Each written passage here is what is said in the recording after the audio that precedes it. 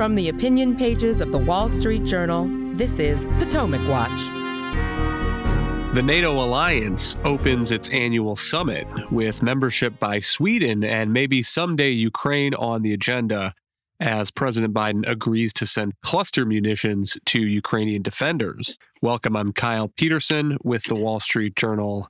We are joined today by my colleagues, editorial board member Kate Batchelder-Odell and columnist Kim Strassel. NATO members are meeting today and tomorrow in Lithuania. And let's start with the breaking news from the past 24 hours. Turkey has said it will agree to withdraw its objections on adding Sweden as a member to the NATO alliance. And then hours after that, the United States said that it will send F-16 fighter jets to Turkey. Jake Sullivan, the national security advisor, is saying, according to the Journal story, that there is no direct linkage between these two events. He says, quote, President Biden has been clear for months that he supports the transfer of F-16s to Turkey. This is in our national interest and the interest of NATO, unquote. So perhaps it is an amazing coincidence, a confluence of events, or perhaps not. But Kate, what is your read of this development? How big of a help would Sweden be in the NATO alliance? And is there any issue about sending F-16s to Turkey? You know, there had been a holdup of some more advanced fighter jets being sent there, in particular after Turkey had purchased some Russian anti-aircraft defenses. Well, I think Sweden is really additive for the NATO alliance. They operate a number of useful systems. For instance, Sweden operates the Patriot air defense that we've seen be of use in Ukraine, and they've trained with it with NATO countries. They also have a fleet of advanced fighter jets, a small navy, and they've been cross-training their air force with other Nordic countries. So they do bring an additive military capability, but also Sweden is a tech economy and also has some strategic real estate on the Baltic Sea that would help NATO operate in that area.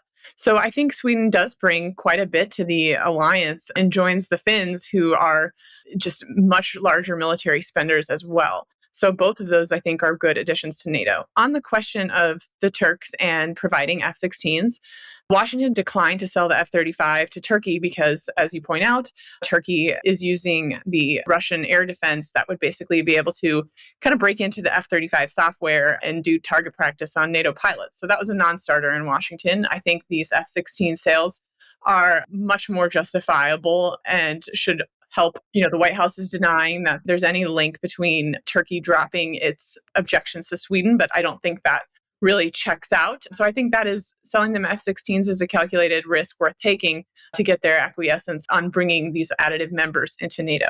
Kyle, I put two more items on your radar on this NATO summit. I think what it should really be focused on is, one, how does Ukraine win the current fight, not just repeating bromides that the U.S. is in it for, quote, as long as it takes, without ever defining what it means. And so a path to victory, and also more emphasis that we're seeing a little bit on making European defenses stronger. Hopefully we'll get more commitments for European countries to spend more on their own defense above that 2% of the economy target. That's really a peacetime target. And remember, for all of the good progress on NATO and the show of Western resolve, what happened in Ukraine was a failure of deterrence, and we do want to see Europe continue to increase its own strength. But to that point, there's already been some interesting progress on bolstering European defenses. And the Journal's editorial on Monday includes a graph of defense spending as a share of GDP for NATO members. And the NATO target now is 2% of GDP. And there are now, according to this graph, 11 members that are meeting that target, some of them exceeding it. Poland, 2023 defense spending, 3.9% of GDP. That is a strong number. Greece at 3%. Some of the other members that are meeting that target now, Estonia, Lithuania, Finland, Romania, Hungary, Latvia, UK, and the Slovak Republic. And Kim, notable that there are still some laggards, particularly Germany worth calling out, 1.5% of GDP. And also, it isn't hard to figure out which of these members are above that 2% target. It's the ones that are in the neighborhood of Ukraine. Yeah, that's right. Look, let's remember the history here. This goes back to 2014, almost 10 years ago, when these new targets were set, not just that they would try to hit 2% of GDP, but that about 20% of the spending would go for equipment. And this has kind of come in fits and starts. It's great to see that those 11 are now hitting the 2% target. There were only 3 that were doing so back in 2014. And of course, that 2014 target was essentially tied to Russia back then, in that this followed Russia's invasion of the Crimea, its first attack on Ukraine, also growing U.S. frustration that the United States routinely pours a lot of money into NATO, and that a lot of European members have simply floated on that and not done their share. And I think the frustrating thing about this number, as you mentioned, are the companies that still aren't there. So even though we've got 11 who are now meeting that target, that still leaves 19 that aren't. And Germany, a leader, obviously, in the country, and where their Prime Minister, Olaf Scholz, in response to the latest Russian aggression, gave a big speech called his Turning Point speech, which he talked about the need to renew their common defense and care more about this issue. Germany is still lagging at 1.5%. They are beating, by the way, the really, truly embarrassing name on this list, which is Canada at 1.38%. Somebody needs to send a little message to Justin Trudeau. But I think that what we're seeing generally is a renewed commitment, and it's being led by those who have the most to lose. And I would note that those countries, Poland, Estonia, Lithuania, Finland, have really been good too about keeping the heat on Western Europe, continue its support of Ukraine. And I'm hopeful that if you continue to hear those voices, whether it be through a little bit of shame or leading by example, that you see greater numbers of European countries begin to take this more seriously. On the point about Ukraine's potential future membership in NATO, hot off the press here is the summit communique issued by NATO heads of state and government participating in the meeting July 11th. And I will just read a portion of this. We fully support Ukraine's right to choose its own security arrangements. Ukraine's future is in NATO. We reaffirm the commitment we made at the 2008 summit in Bucharest that Ukraine will become a member of NATO. It adds that we will be in a position to extend an invitation to Ukraine to join the alliance when allies agree and conditions are met. So no specific timeline there. And on that point, let's listen to a clip of President Biden explaining his view of this question on CNN this Sunday. I don't think there is unanimity in NATO about whether or not to bring Ukraine into the NATO family now, at this moment, in the middle of a war. For example, if you did that, then, I mean what I say, we're determined to commit every inch of territory that is NATO territory. It's a commitment that we've all made, no matter what. If the war is going on, then we're all in a war. We're at war with Russia, if that were the case. So I think we have to lay out a path, for the rational path, for Ukraine to be able to qualify to get into NATO. Okay, what's your view of this question? And I would point to another piece of language in this communique that says that there are additional democratic and security sector reforms that are required if Ukraine is going to eventually become a NATO member. I think this flap from Biden was largely avoidable, and I think it's regrettable and not a great show of American leadership here. I think, to my earlier point about, when I talk about why the topic should be how Ukraine should win the war, that will greatly influence any eventual assimilation into NATO. If, for instance, if Ukraine's going to join NATO and Zelensky needs to sell a peace deal domestically, an eventual NATO guarantee would help him do that.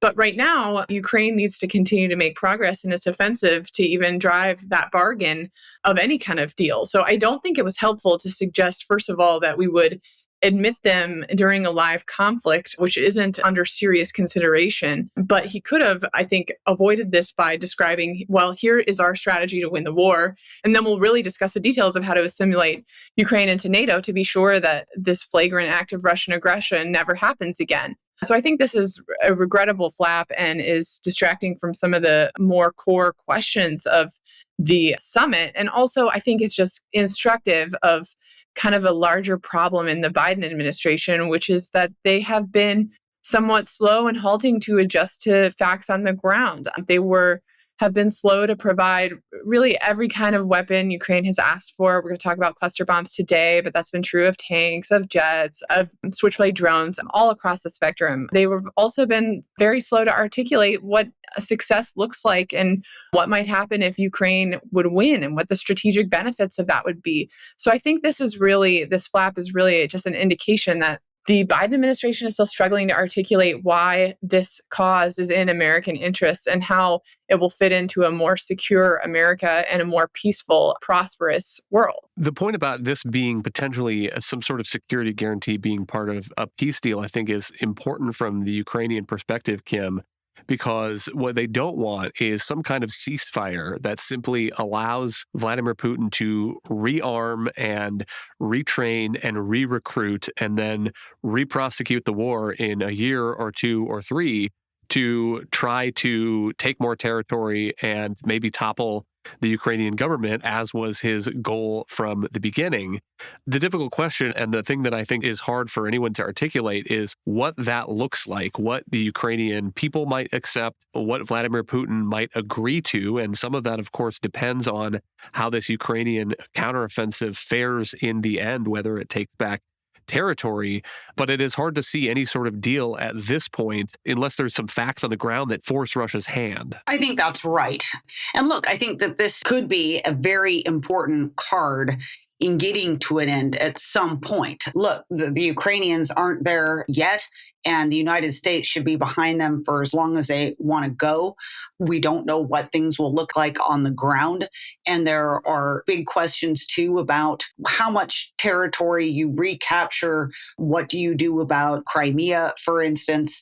But at some point, for Zelensky to have that card, to use NATO membership as a way to sell to his people a negotiated peace of some form is incredibly vital. And there's all kinds of other reasons why NATO should be being much more clear about its willingness and openness to that. Look, we need to be doing all we can to make sure that when this ends and how it ends, that Putin, as you say, can't rearm. Ukraine would be an incredible way to help with that, to enhance against the prospects of Putin launching something like this somewhere else or in Ukraine again. And also just think about the logistics and the reality. Look, we've now got a military in the Ukraine that's been working alongside training from NATO allies for a year. So it's incredibly interoperable and will remain so at some point when this finishes. I think, too, look, we had a lot of discussions prior to the war in Ukraine about Ukraine and its path and its road to democracy, its road toward getting rid of corruption in the country. You know, having an invitation to NATO is also a way to potentially keep pressure on the country to remain on track, to remain on the right track, you know, in that embrace rather than push it away, where it's going to be harder to have any influence on what happens in its political leadership and its military. So I think that NATO could be doing a lot more here rather than it's good to see the statement saying, yes, we'll take you at some point. But I wish they'd be a little bit more forceful about their goal of including Ukraine at some point.